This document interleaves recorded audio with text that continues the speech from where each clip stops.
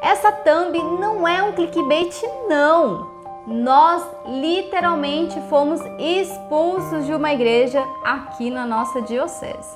E pior, o motivo foi por causa do nosso apostolado aqui.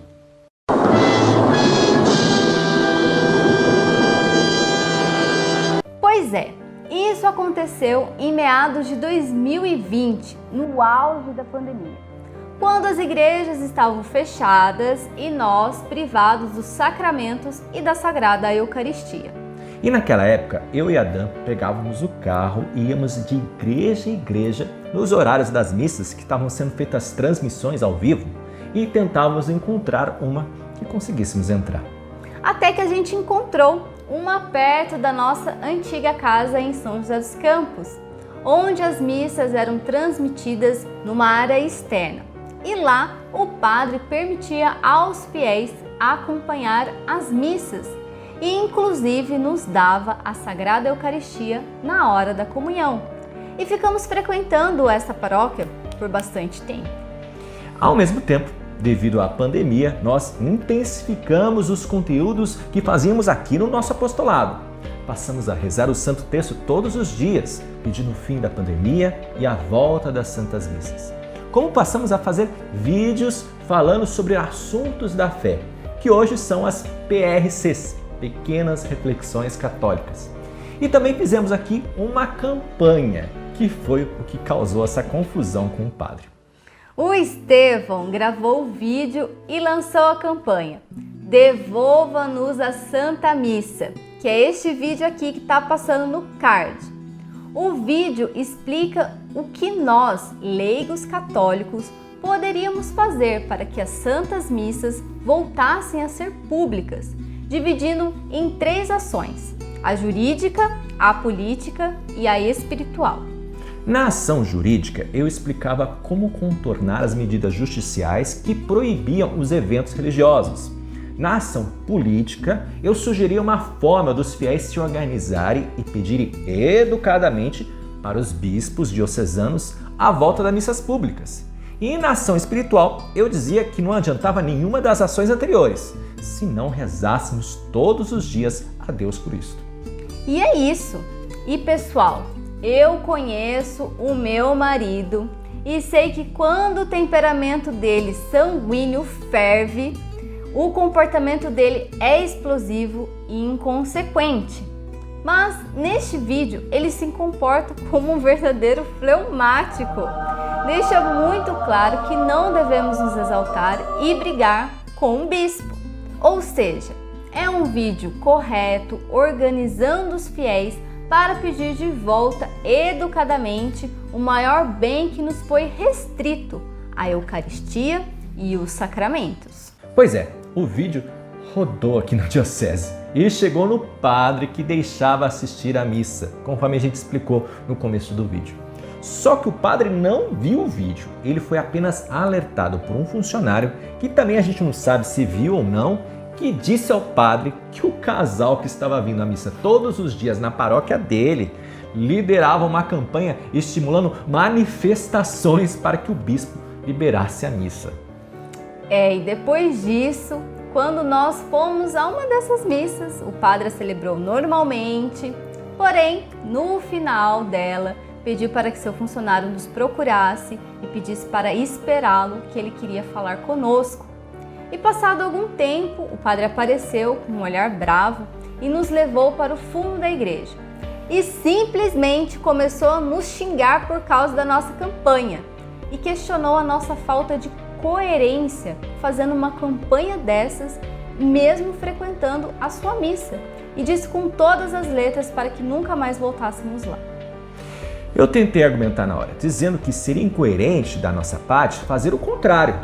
Frequentar a missa e não pedir de volta para todo mundo. Afinal, é uma graça e seria egoísmo nosso não lutar para que todos novamente tivessem o acesso. Porém, absolutamente tudo que eu tentava argumentar era inútil, pois o padre estava bastante nervoso e alterado. E eu não falava nada, fiquei muda, ouvindo tudo, apavorada com aquela situação. E no começo até passei a discordar do Estevão da campanha que fizemos, porque a reação do padre foi algo que me deixou muito chateada. Porém, com o tempo e conversando entre a gente, conseguimos ver que quem estava errado era o padre. Pois é, eu sempre tive essa convicção. Afinal, tinha consciência tranquila que não tinha feito nada de errado e que provavelmente o padre não tinha visto o vídeo. Apesar de ter falado que tinha visto. E estava pensando que éramos agitadores. Mas para tentar fazer tudo da forma correta, eu procurei um outro padre e meu diretor espiritual e expliquei a situação. E eles me orientaram a fazer conforme o Evangelho. Ora, se teu irmão pecar contra ti, vai e repreende-o em particular. Se te ouvir, ganhastes o teu irmão. Mas se não te ouvir, leve ainda contigo um ou dois, para que pela boca de 2 ou 3 testemunhas toda a palavra seja confirmada. O que o Evangelho não fala é o que fazer quando a hierarquia for diferente. Afinal, o clero está disposto na hierarquia da igreja em um posto mais elevado que nós, os leigos. Mas, orientado pelo meu diretor, eu decidi esperar o tempo passar, para dar tempo do padre refletir, como eu também, e depois procurá-lo e tentar explicar o que estávamos fazendo em nossa campanha e alertá-lo da injustiça que ele cometeu conosco. Pois é, nestes dias eu até não reconheci o Estevão, que geralmente é estabanado e precipitado. Até eu fiquei cobrando ele para ir lá falar com o padre, mas ele, numa resiliência espantosa, manteve-se calmo e esperou a hora certa. E ligando na paróquia, eu descobri o horário que o padre destinava a conversar e dar direção espiritual para os leigos. E fui lá neste horário. Chegando lá, o padre me viu e disse que não queria conversar comigo. Mas eu insisti, dizendo a ele que não vim para brigar, e sim para esclarecer o mal-entendido. Ele repensou e pediu para esperá-lo. E, passando alguns minutos, fui chamado no seu escritório paroquial. Lá conversamos e eu perguntei novamente se ele tinha visto o vídeo. E ele disse que realmente não. Eu propus a mostrá-lo, ele se negou a ver. Então, eu expliquei na hora exatamente o que eu falei no vídeo. E à medida que eu explicava, eu percebia que ele ia se desarmando em relação a mim. Então, ele tomou a palavra e disse que estava sujeito ao erro como todo mundo. E pediu desculpas por ter agido daquela forma conosco. A parte legal dessa história, pessoal, e o motivo do porquê estamos fazendo este vídeo, é que o servir a Deus por diversas vezes toma estes caminhos complicados. E por isso que Jesus diz: se me perseguiram, também perseguirão a vós. E não estamos dizendo aqui que o padre é um perseguidor da igreja, muito pelo contrário, mas por ser também um homem, com a alma decaída como a nossa.